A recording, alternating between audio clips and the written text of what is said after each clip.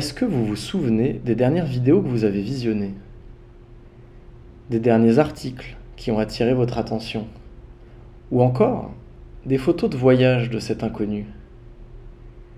Est-ce que vous avez pris le temps de vous demander comment ces médias sont parvenus jusqu'à vous? Comme vous le savez, une grande partie de ce que nous visionnons sur Internet nous est proposé par des systèmes de recommandation. Et ce podcast lui-même, que vous êtes en train de suivre, vous a-t-il été proposé par un algorithme de recommandation? Pour chaque recommandation que l'on reçoit, on peut s'interroger. Pourquoi ai-je reçu cette recommandation? Peut-être est-ce parce que je suis francophone? Intéressé par les technologies? Peut-être que d'autres personnes dans ma tranche d'âge et partageant des goûts similaires ont montré leur intérêt pour ce contenu?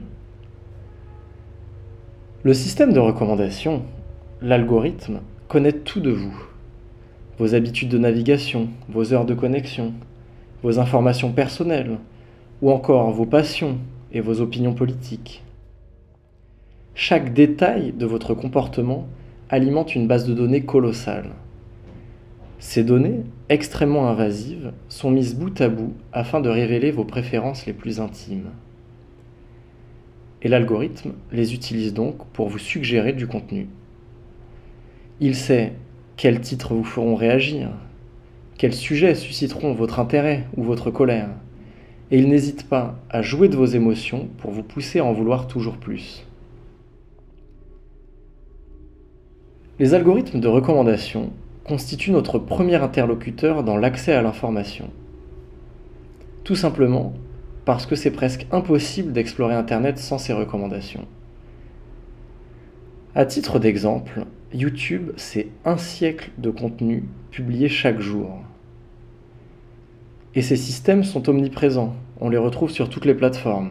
YouTube donc, mais aussi TikTok, Facebook, Amazon, Spotify, Netflix, Tinder, ou encore sur les sites d'actualité et bien d'autres.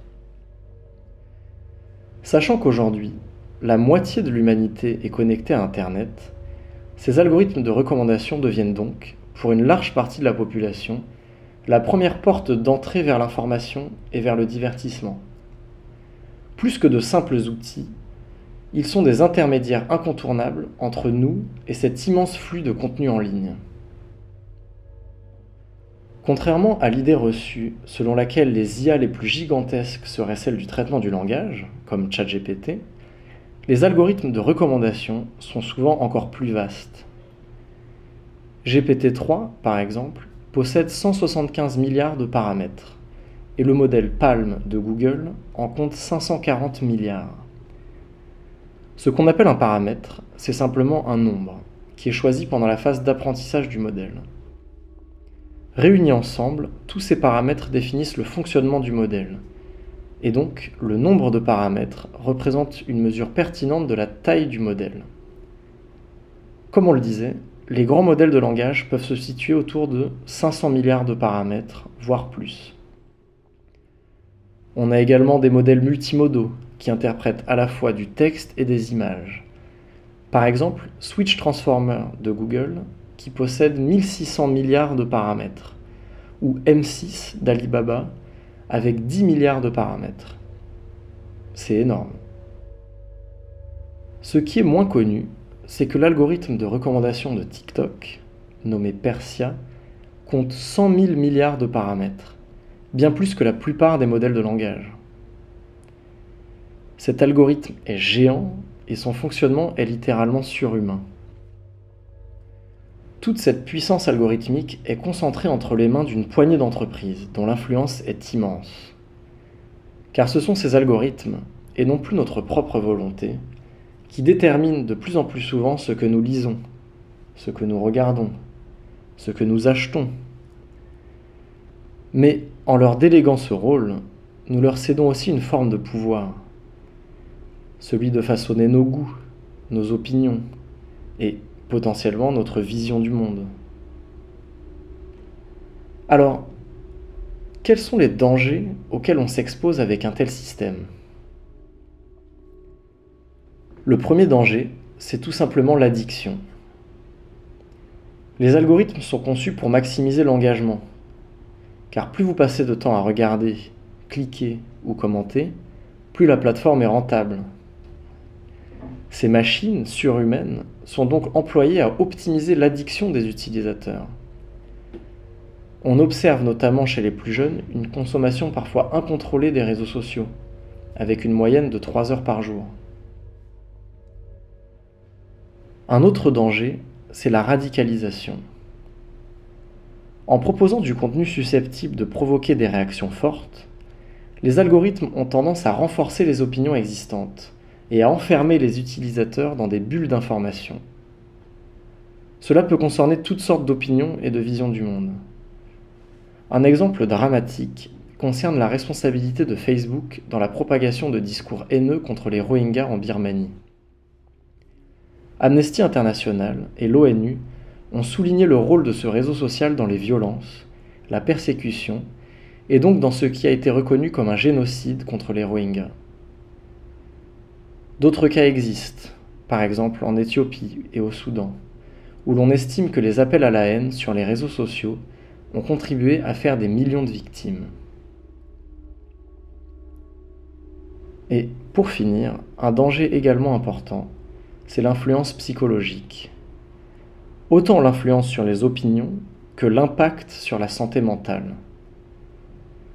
En 2014, Facebook a réalisé une expérience durant laquelle l'algorithme mettait davantage en avant des contenus joyeux et positifs pour certains utilisateurs, ou bien tristes et négatifs pour d'autres.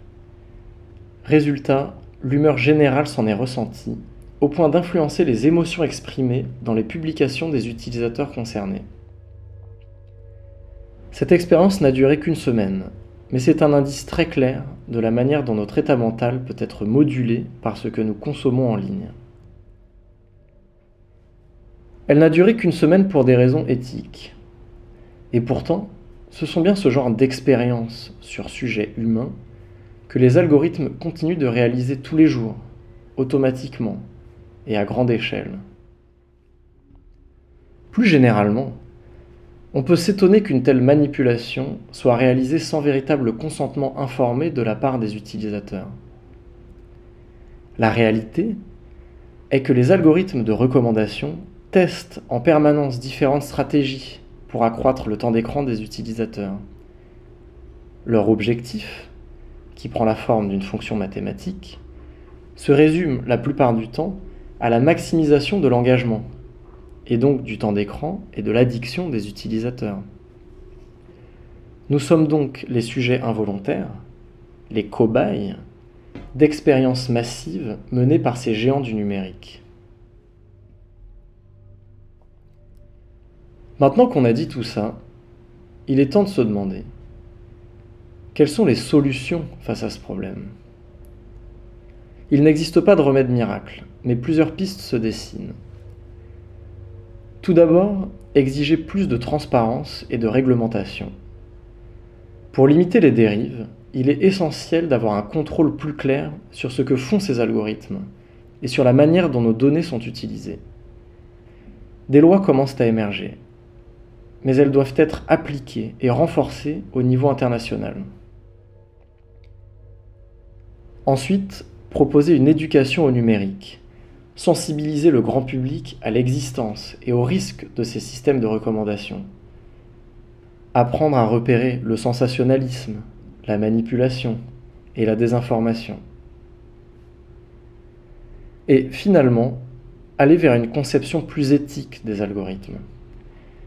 Les ingénieurs et les scientifiques ont aussi un rôle à jouer en repensant ces algorithmes pour qu'ils ne se contentent pas de maximiser le temps passé à l'écran, mais respectent également la santé mentale et la diversité d'opinions. Donc, pour résumer, on a vu que les algorithmes de recommandation sont omniprésents. Ce sont des modèles aux dimensions démesurées qui utilisent toutes sortes de données personnelles afin de maximiser l'engagement des utilisateurs. Ils constituent la porte d'entrée à l'information pour la moitié de l'humanité. Cela pose de nombreux problèmes, notamment l'addiction, la radicalisation et l'influence sur l'opinion et la santé mentale. Alors, Que faire? Rester conscient, apprendre à prendre du recul et exiger davantage de transparence et de responsabilité de la part des plateformes qui façonnent notre paysage numérique. Concevoir des algorithmes plus respectueux des besoins humains. Car si nous continuons de confier nos choix, nos décisions, à des machines chaque jour un peu plus, nous prenons le risque de nous vider de nos impulsions singulières, de notre liberté de penser et, finalement, de notre humanité.